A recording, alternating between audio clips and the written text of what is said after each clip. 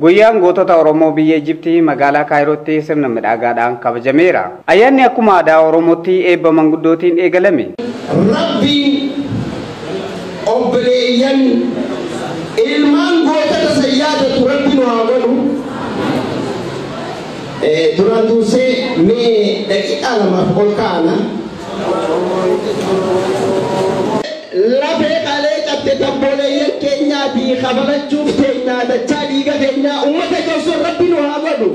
Rabbi takku nu haa godhu. Bilisummaa keenya ifa Rabbi nu haa baasu. Aboo gabromne gabrummaa jala Rabbi nu haa baasu.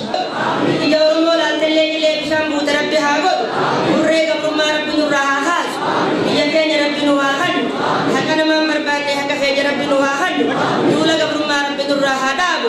Duula gabrummaa Rabbi nurraa haa dhaabu. Duula gabrummaa Rabbi haa dhaamsu. Aboo duula gabrummaa Rabbi haa dhaamsu. Ibidda gabrummaa Rabbi haa dhaamsu. Ibidda addaan nu diiguu Rabbi haa dhaamsu. Waan takka Rabbi nu haa godhu.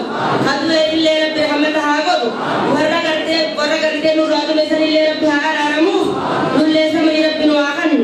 Oromoo illee Rabbi haa sabbarsiisu. Haa godhu. Warreen birmadummaadhaaf warreen bilisummaadhaaf tattaafatu sin haa godhu. Kaabaa kibbaa bahaadhii haa giddu galeessa jedhee kan gargar qoodu kaayyoo diinaati kanarraa sin haa baraaru. Oromoon dhalootaan tokkummaa ilmaan abbaa tokkooti ammallee tokkummaa keessan haa jabeessu. Isiniin illee nama kana ofirraa mormu sin haa godhu. Waaqayyo galma keessan bilisummaatti sin haa galchu. Eebbatti aansuudhaan haasaa baniinsaa kan godhan bakka bu'aa adda bilisummaa Oromoo obbo Abdusalaam Suuteeti. Sababni ayyaanni gootota Oromoo yookaan Ebile 15 ittiin hundaa'uu danda'eef Oromoon bara 1978 biyya teenyatti waraanni Somaalee yookaan waraanni Siyaad Barree fi waraanni Dargii wal waraanaa turan. Bitti irratti wal waraanaa turani biyya teenya. Waraanni bilisummaa Oromoo 1978 waraana qacalee yeroo san uumamu innaa ta'eefu guyyaa waraana Dargii waraanaa galgala waraana Somaalee waraanaa ture. Wayita waraanni Dargii waraana Somaalee injifatee biyya teenyarraa isaan baasu waraanni bilisummaa Oromoo bifa haariyaan if hundeessee if gadhaabee waraana Dargii halkanii guyyaa asasaa miti jee isarra labsisan jalaa dandamatee bifa humnaan bifa waltajjii mi'aawaa qabuun if dandamachiisee alaa fi biyyatti hariiroo isaa cimsachuudhaaf wayita sosoheetti jiila nama 10 hoogganamu tokko if keessaa uumee 1980tti gara Somaaliyaa erge. Wayita gara Somaaliyaa ergu kanatti waraanni Somaalee Kaslaa 1978 biyya teenyarraa bahee akka biyya isaaniitti galuuf karoorfamee ture akka shiftaatti irra hedduun isaanii osoo biyya Somaaliitti hin galin biyya teenya keessatti hafanii naannoo Ogaaden keessatti namoota saamaa jiraatan.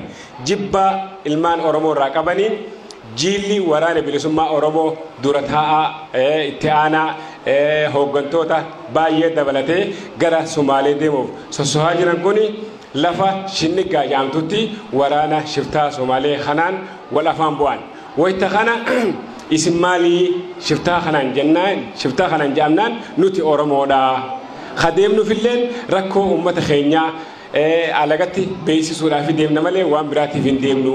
Uummanni kun jibbansa Oromoo irraa qabaniin hooggantoota ol aanoo Oromoon akka Oromootti ergatee rakkoo teenya alatti alagatti nu ibsan injifannoodhaan nu galan jedhee eeggachaa jiru kana Somaaleen harka walitti hidhaaniitee Somaalee hin jennu shiftoota Somaalee jenna. Shiftoonni Somaalee kuni harka walitti hidhaanii huccuu irraa yaafatanii qullaa butaantiidhaan warra Islaamaatiin gara tokko nuu bahaa warra Kiristaanaatiin gara kana nuu bahaa jennaan nuti Oromoodha Islaamaa fi Kiristaanaatti addaan hin baanu jaanii hooggantoonni keenya didanii boolla takkatti guyyaan isaan waliin dhuman Ebla 15 innaa ta'eefu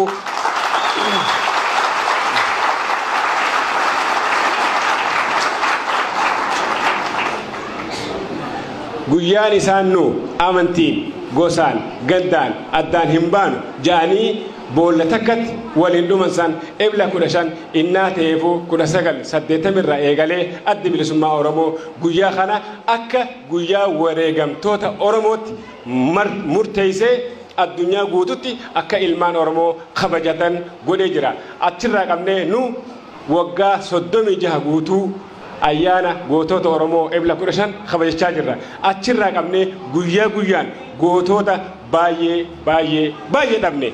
Warreen guyyaa guyyaan falmii diinaa wajjin gaggeessan osoo falmanii warreen dhuman osoo falmanii warreen diina ajjeesanii ifis du'an warreen arraantan Oromummaa Oromoo mirkaneessan warreen arraantan Oromiyaa akka lafaatti nuuf mirkaneessan warreen afaan arraantan ol galnee dubbannu kan nuuf mirkaneessan hooggantoota Oromoo warreen nu jechaa dhuman barattoota Oromoo warreen nu jechaa dhuman guyyaa ittiin yaadannu ebla 15 innaa ta'eefuu ayyaana kanatti argamuu keessaniif maqaa adda bilisummaa Oromootii fi maqaa humna injifannoo waliin dhaabbanee kun jira.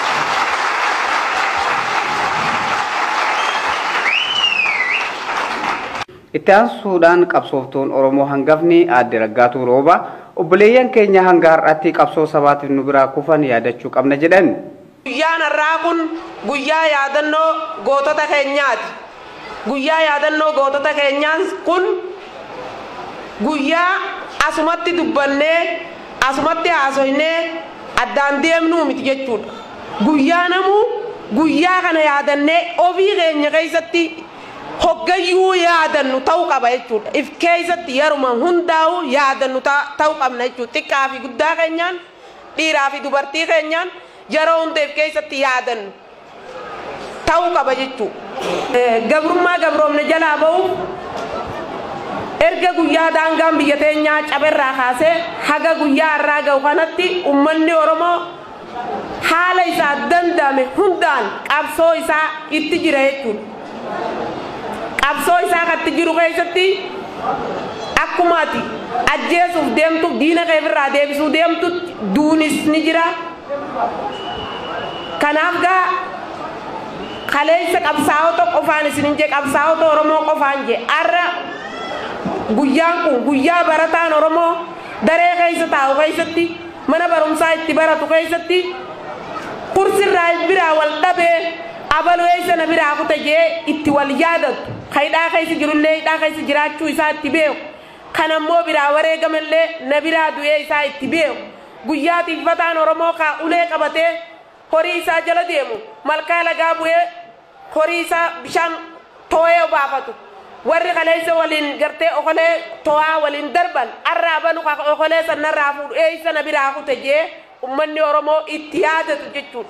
Guyyaa qotataan Oromoo caayaa ooyiruu isaa keessatti guyyaa yeroo hunatti araashifate inni isa sii fe'atu arra biraa dhabee eessa na biraa kute jee itti yaadatu jechuudha. Guyyaa nuti qoftiin qabsaa'onni Oromoo qoftiin wal yaadannu miti jechuudha. Guyyaa daldalaan Oromoo dukkaanni isaanii kan wal cinatti banatanii wal cinatti dalagatan wajjin deemanii magaalaa takkarraa magaalaa takkatti meeshaa fidatan waliin taphachaa waliin galan inni har'a bira hin jirre hedduutu jira jechuudha. Baruma 2014 2015 2000 hanga 16 waan keessaas dabarre hundi keenyaa'u ani isiniif himu jechuudha. Waan isin hundinuu beektan jechuudha. Waan bara 91 boodaa yoon isin hime malee duraa yoon isin hime malee tasan boodaa tan hundi keenyaa'u waliin beeknu jechuudha. Guyyaa namuu Oromoon hundinuu tiffataan Oromoo qotataan Oromoo daldalaan Oromoo hanga hojjataa Oromoo barataa Oromoo ga'utti Oromoon isa biraa dhabe itti wal yaadatu jechuudha. Uummanni Oromooti namni gabroome tokko ni ajjeesaa ni kufaasi jechuudha. Gabroomnee jirra nuti Oromoon gabrummaa jala jirra. Guyyaa daangaa biyya keenyaa cabsanii nutti seenanii ardii teenyarratti ardaaga keenyarratti nu dhufanirraa kaafnee akaakilee keenyaaf abaabilee keenyarraa hanga akaakoo fi abbaa keenyatti itti as jirra jechuudha. Har'ammoo ilmi keenya itti dabree itti jira jechuudha. Qabsoo uummanni Oromoo mirga abbaa biyyummaa isaatiif falmatu nuti uummanni Masrii ni deeggarra kan jedhan ammoo Dr. Muhammad Abdul Naimiti Ijiptitti itti gaafatamaa dhaabbata mirga dhala namaati. أنا سعيد جدا إن أنا جيت النهاردة أحتفل بالذكرى 35 لقيادات شهداء الأورومو.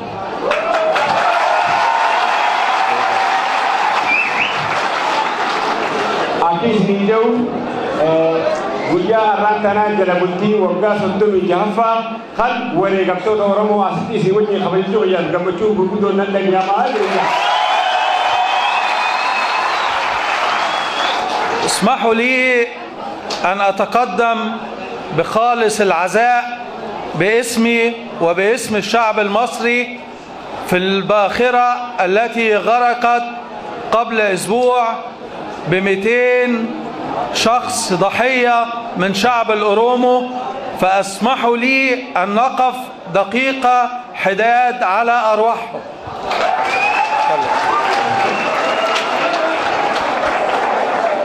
Isini jauh, kerja isi kerja jekan, isi wajib modal tujuh ilman Oromo pakatun ke isani operasi ke santai lokesan, timpa nama ol kademani khaluna hirat tansan kerja sari isi wajib ada juga ol kafir kerja kenal jelas bertani isi kerja.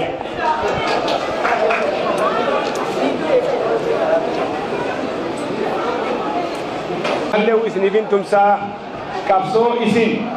Hire murteeffannaa godhaa jirtan adda bilisummaa Oromoo waliin godhaa jirtanitti isin waliin dhaabballee akkamiin koltan akka injifattan dhokkuta kallee abdiin qabaa jabaadhaa isin jaa.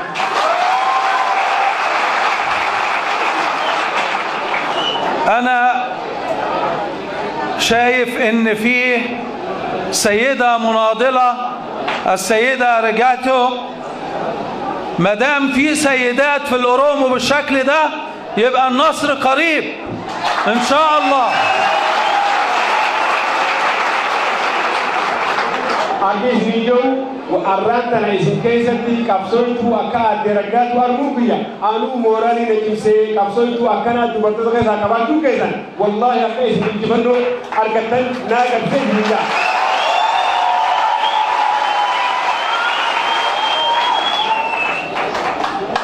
اسمحوا لي أن أتقدم بخالص الشكر للسيد داود أبسو من أرض القنانة إلى أرض التحرير، وقريبا نفتح أديس بابا قريبا إن شاء الله بجبهة تحرير الأورومو.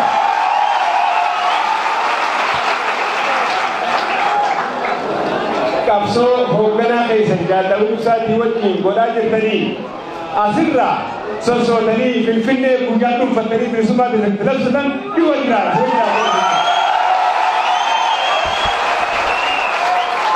Ayyaana kanarratti qaamolee qabsoo Oromootiif tumsa gochaa turaniif qeerroo Oromoo damee Kaayirootiin waraqaan galateeffannaa kennameeraafi.